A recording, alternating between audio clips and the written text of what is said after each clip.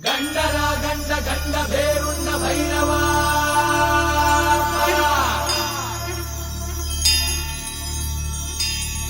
ರಾಜ ಮಾರ್ತಾಂಡ ಧರ್ಮ ಕೋದಂಡ ಭೈರವ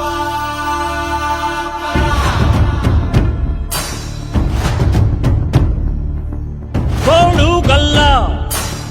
ನೆತ್ತಿ ಮೇಲೆ ಬಿಚ್ಚು ಗತ್ತಿ ಯೋಧ ನಿಂತ ಏಳು ಸುತ್ತು ಕೋಟೆ ಮೇಲೆ ಸಿಂಹದಂತೆ ಕಾದು ಕುಂತ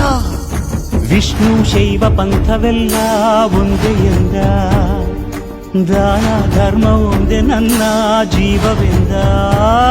ಕುಲಮತಗಳನ್ನು ಸಮ ಎಂದವನು ನೆಲ ಜಲಗಳನ್ನು ಉಸಿರೆಂದವನು ಹೊಸ ಚರಿತೆಯ ಬರೆದನು ಕೆಂಪೇಗೌಡ